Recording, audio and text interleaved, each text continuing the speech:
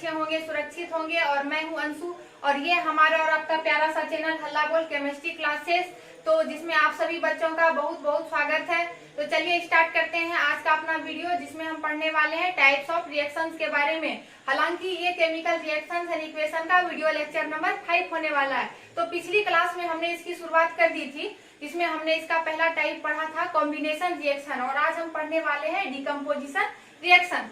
तो अगर जिन बच्चों ने हमारी पिछली वीडियोस को नहीं देखी हो तो उन्हें घबराने की कोई जरूरत नहीं है, क्योंकि मैंने आज के वीडियो के डिस्क्रिप्शन बॉक्स में उसका लिंक डाल रखा है। तो आप उस लिंक पे जाके उस वीडियो को देख सकते हैं और अपनी पढ़ाई कर सकते हैं। तो चलिए अब हम बात करते हैं टाइप 2 यानी कि डिकम्पोजिशन रिएक्शन के बारे में।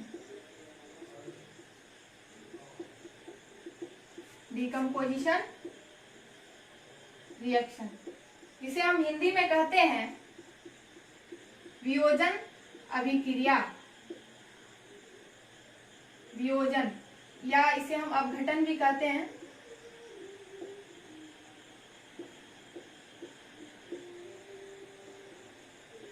हिंदी मीडियम वाले बच्चे याद रखेंगे वियोजन या अपघटन अभिक्रिया, और इंग्लिश मीडियम वाले याद रखेंगे डिकम्पोजिशन रिएक्शन।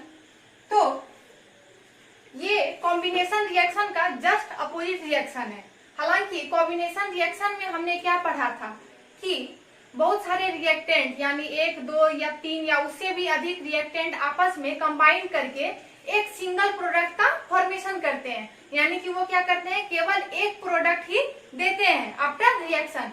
लेकिन डिकम्पोजिशन रिएक्शन में इसका जस्ट अपोजिट होता है। इसमें क्या होता है कि एक बिग रिएक्टेंट यानी एक बड़ा रिएक्टेंट क्या होता है, एक सिंगल रिएक्टेंट टूट टूट कर क्या बनाता है, एक सिंपलर प्रोडक्ट बनाता है, यानी छोटा प्रोडक्ट बनाता है।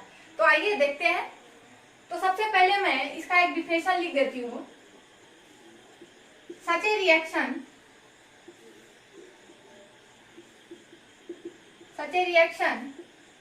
in which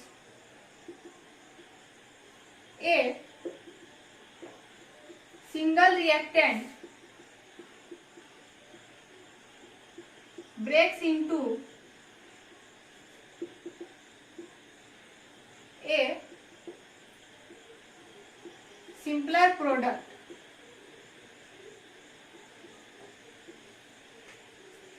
is called decomposition reaction।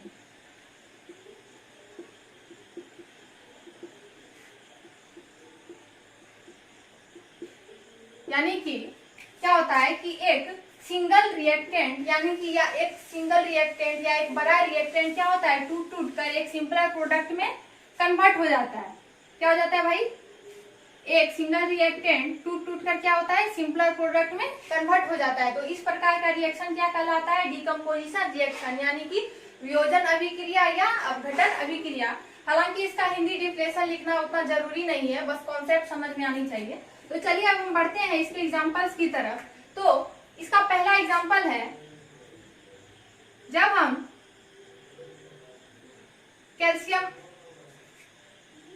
Calcium carbonate, या जिसे हम क्या कहते हैं, लाइम स्टोन भी कहते हैं। कैल्शियम कार्बोनेट को क्या कहते हैं भाई, लाइम स्टोन कहते हैं, या इसे संगमरमर भी कहा जाता है। आप लोगों ने देखा होगा मार्बल्स। कैल्शियम कार्बोनेट इसे हम क्या कहते हैं, लाइम स्टोन, ये इसका कॉमर्शियल नेम है। जब इसमें हम हीट देते हैं, एनर्जी देते हैं, तो ये क्या होता है, टूट करके कैल्शियम ऑक्साइड यानी कि क्विक लाइम, जिसे हम क्विक लाइम कहते हैं या कली चूना, ये क्या होता है, इसमें कन्वर्ट हो जाता है। कैल्शियम ऑक्साइड प्लस क्या दे देता है भाई, ये ऑक्सीजन दे देता है, ऑक्सीजन गैस दे देता है। कैल्शियम ऑक्साइड कौन से स्टेट में होता है भाई, सॉलिड स्टेट में होता है। तो देखिए ये क्या था, कैल्शियम कार्बोनेट एक सिंगल रिएक्टेंट था, और ये जब हमने इसमें हीट दिया तो इसने ये टूट करके दो प्रोडक्ट्स बना दिए, एक कैल्शियम ऑक्साइड और दूसरा ऑक्सीजन गैस भी बाहर कर दिया। तो हमने क्या देखा कि एक सिंगल रिएक्टेंट टूट करके एक छोटे छोटे प्रोडक्ट में क्या हो गया, बढ़ गया। तो अब हम अगले एग्जांपल्स की तरफ बढ़ते हैं। ये आपका बुक, आपके एनसीईआरटी बुक में दे रखा है। जब हम लेड नाइट्रेट यानी PbNO3, ये इसका फॉर्मूला होता है, लेड नाइट्रेट को जब हम हीट देते हैं तो ये किस में टूट जाता है भाई?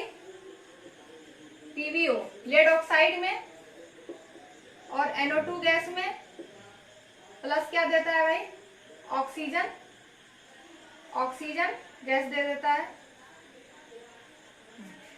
देखिए इसको बैलेंस कर लेते हैं।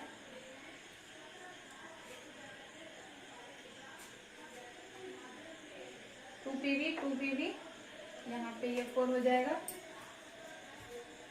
देखिए यहाँ पे 2 हो गया, ये 2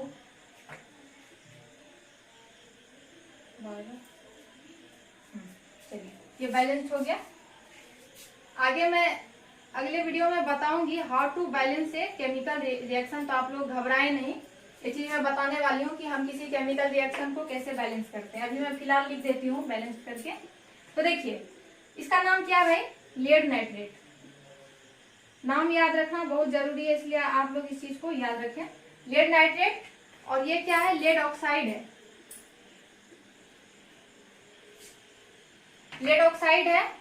और ये क्या है? NO2 गैस है और ये ऑक्सीजन गैस है, O2 गैस है।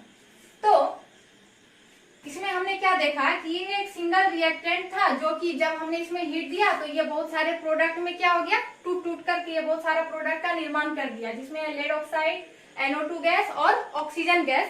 तो अब अगर कुछ क्वेश्चंस ऐसे भी आते हैं एग्जाम में कि अगर हम ऑब्जर्वेशन की बात करें कि इस तरह के रिएक्शन में हमने क्या ऑब्जर्व करा, तो यहाँ पे जो NO2 गैस होता है वो किस कलर का होता है भाई?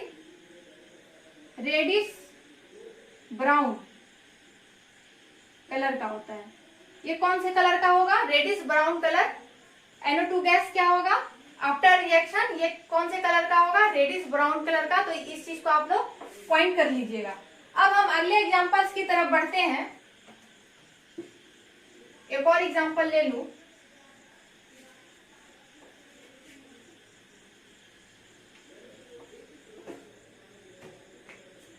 जैसे देखिए AgCl, इसे हम क्या कहते हैं? सिल्वर क्लोराइड कहते हैं। ये सॉलिड स्टेट में है। अब हम इसमें सनलाइट देते हैं, या सनलाइट की उपस्थिति में क्या करते हैं? AgCl को रख देते हैं और ये टूट करके क्या बना देता है? सिल्वर और क्लोराइड, क्लोरीन, ये दोनों अलग अलग क्या हो जाते हैं? क्लोराइड, सिल्वर और क्लोराइड दोनों क्या हो जाते हैं? अलग अलग ये फॉर्म हो जाते हैं। ये होता है सॉलिड स्टेट में और ये क्लोरीन गैस हो जाता है। सॉरी, ये क्लोरीन क्या हो जाता है? गैस हो जाता है Cl2। फिर मैं इसे बैलेंस कर दूं। तो ये जो होता है सिल्वर क्लोराइड, ये कौन से कलर का होता है? सिल्वर कलर का। अब ऑब्जर्वेशन की बात करें तो इस तरह के रिएक्शन में क्या ऑब्जर्व हुई? ये सिल्वर क्लोराइड क्या था? आप बिफोर सनलाइट, यानी सनलाइट में रखने से पहले क्या था? ये सिल्वर कलर का था। जब हमने इसे सनलाइट में रखा तो ये क्या दे दिया? Ag दे दिया और Cl2 गैस दे दिया। तो ये जो अब Ag होगा, सिल्वर होगा, वो कौन से कलर का होगा भाई? ग्रे कलर का होगा। तो यहाँ पे क्या हो गया? कलर में चेंज हुआ। तो ये चीज आप लोग पॉइंट कर लीजिएगा। तो ये थे हमारे डिकम्पोजिशन रिएक्शन के कुछ एग्जाम्पल। तो अब बात आती है कि इस तरह के रिएक्शंस में हमने क्या ऑब्जर्व करी। मेन चीज क्या है कि हमने क्या ऑब्जर्व करी। तो पहला क्या था? पहला एग्जांपल हमने क्या लिया था? कैल्शियम कार्बोनेट, यानी कि जब हमने लाइमस्टोन को हीट दिया तो कैल्शियम ऑक्साइड यानी कि क्विकलाइम में चेंज हो गया और ऑक्सीजन गैस दे दिया।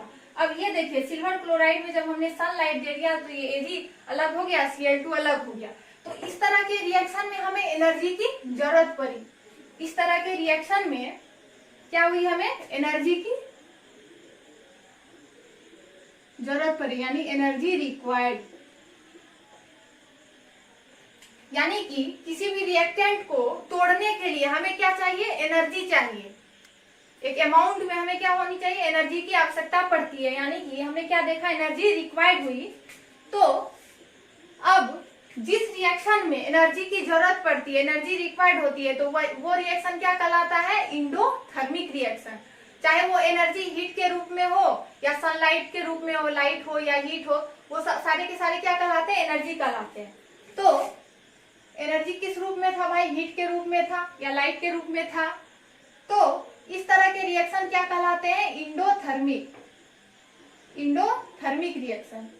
इंडोथर्मिक अगर हम इसे ऐसे यूं याद रखें कि इंडो यानी इनपुट, इनपुट या अंदर, और थर्मिक यानी थर्म हीट, यानी कि वैसा रिएक्शन जिसमें हीट की जरूरत पड़ती है, हीट को इंडो यानी कि हीट इन होता है, इनपुट होता है, तो वैसा रिएक्शन क्या कहलाता है? इंडोथर्मिक रिएक्शन, जिसका हिंदी होता है उष्मा शोषी अभिक्रिया, और एक्सोथर्मिक यानी उष्मा शोषी उष्मा क्षेपी अभिक्रिया। तो डिकम्पोजिशन रिएक्शन और कॉम्बिनेशन रिएक्शन में फर्क क्या था कि डिकम्पोजिशन रिएक्शन कॉम्बिनेशन रिएक्शन में हमने क्या देखा था कि हमें हीट क्या हुई थी, वहां पे इवॉल्व हुई थी, हीट क्या हुआ था? आउट हुआ था, बाहर हुआ था आफ्टर रिएक्शन। और इस तरह के रिएक्शन में हमने क्या देखा डिकम्पोजिशन में कि हीट क्या हुआ? इन हुआ, अंदर हुआ, तो ऐसा रिएक्शन क्या हो गया? इंडोथर्मिक। और ये कॉम्बिनेशन रिएक्शन क्या हो गया? एक्सोथर्मिक। तो ये आप लोग याद कर सकते हैं। तो चलिए, आई होप कि आप लोगों को ये वीडियो अच्छी लगी हो। अगर अच्छी लगी हो तो अच्छी बात है, अगर जहाँ कहीं भी समझने में कोई भी दिक्कत हुई हो, कोई भी परेशानी हुई है, तो आप मुझे कमेंट करके जरूर बताएं। मैं कोशिश करूंगी कि मैं आपके डाउट को क्लियर करूं। तो चलिए, तब तक के लिए thanks for watching and all the very best.